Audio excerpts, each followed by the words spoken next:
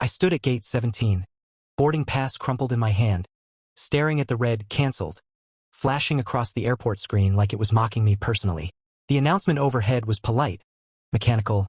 Passenger Muaz Ahmed, please proceed to the customer service desk.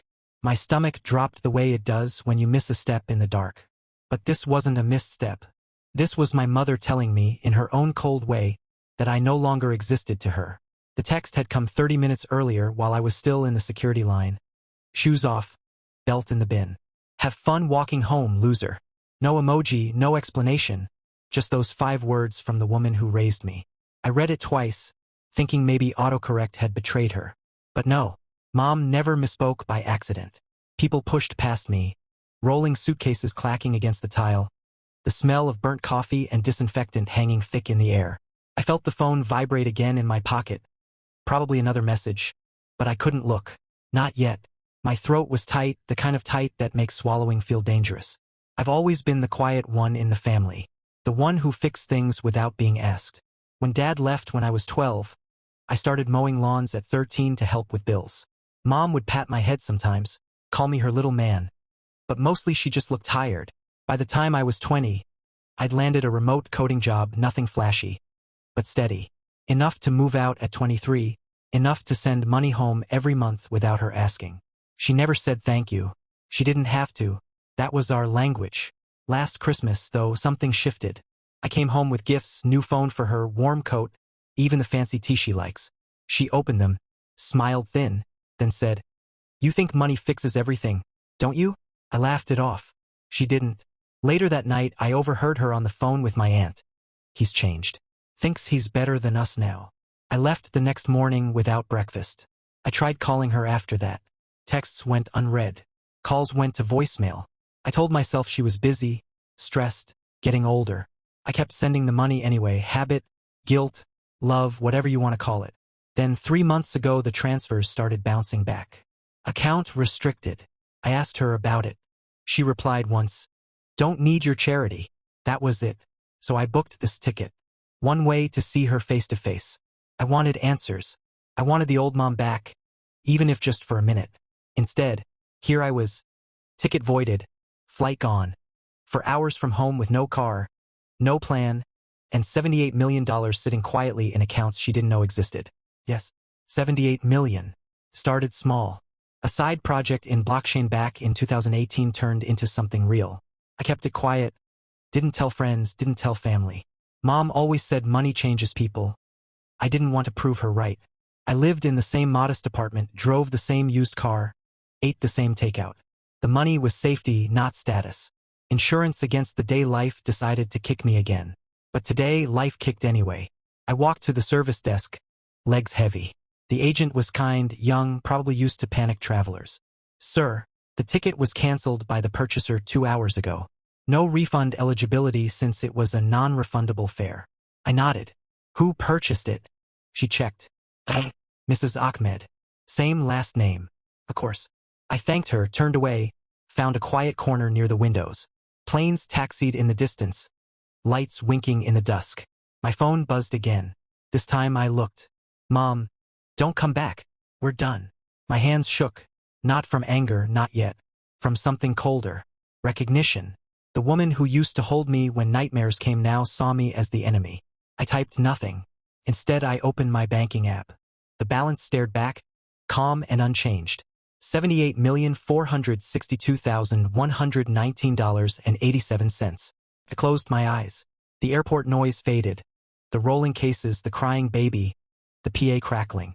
All I heard was my own heartbeat, steady for the first time in years. I didn't cry. Not there, not then. Tears would have felt like surrender, and I wasn't ready to give her that victory. Instead, I sat on the hard plastic chair by the window, watching the sky turn the bruised purple of early evening, and let the truth settle over me like dust after a long drive. For years I'd carried her disappointment like a second skin. Every promotion I never mentioned, every late-night coding session that paid off in ways she'd never understand. She turned them into proof I was pulling away. When I bought my first decent apartment 3 years ago, I told her it was a rental. She believed me because she wanted to. The lie kept the peace. Or so I thought. The money came slowly at first. A smart contract platform I built in my spare time caught attention in the right circles. Investors reached out quietly. I said yes to the ones who didn't ask for my life story. By year 4 the numbers stopped feeling real. I moved the bulk into index funds, trusts, offshore accounts, places where it couldn't be touched, couldn't be used as ammunition. I kept telling myself, one day I'll explain. One day she'll see I never stopped being her son. That day never came. My phone buzzed again. This time it was my younger sister, Aisha. We drifted too, but not completely. She still sent memes at 2 a.m., still asked for advice about boys even though she was 26 now. Aisha, Mom's telling everyone you tried to buy her silence with money, that you showed up at the house last month waving cash like some gangster. She's crying to the whole family group chat. What happened? I stared at the message until the screen dimmed. I hadn't been to the house in 8 months. The last time I'd sent money was through the usual bank transfer, anonymous enough that she could pretend it came from somewhere else if she wanted. But silence? By her silence? The words tasted like metal. I typed back slowly, I'm at the airport. She canceled my ticket. Said don't come back. 3 dots appeared. Disappeared. Appeared again. Aisha. She told us you threatened her. Said if she didn't stop talking about you to relatives you'd cut her off completely. Mom showed us screenshots. They look real. Screenshots. Of course. She'd probably taken old messages, cropped them, rearranged them. Or maybe she'd just lied outright. Either way, the family believed her.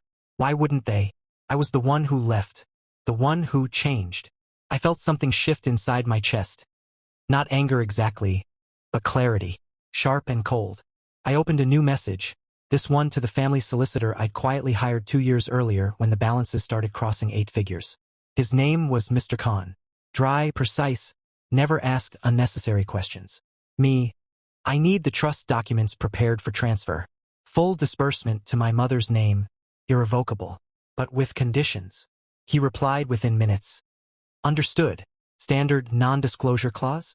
And the monthly stipend structure. Me, yes. But add one more line. She receives it only if she never mentions my name again. Publicly or privately. Breach the clause.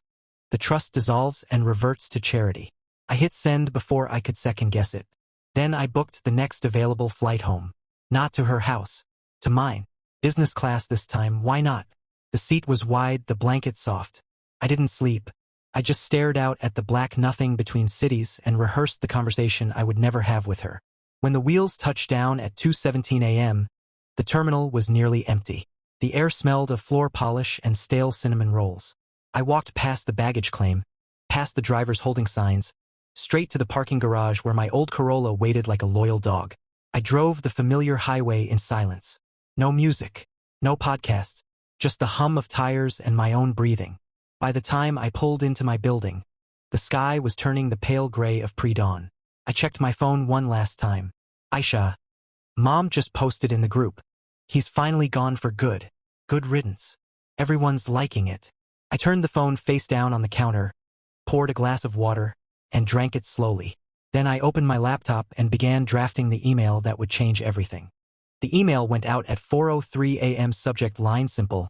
Irrevocable family trust. Final notification. Mr. Khan attached the full document, 37 pages of legal language that boiled down to one thing. My mother would receive $250,000 every year for the rest of her life, tax-free, deposited on the 1st of each month.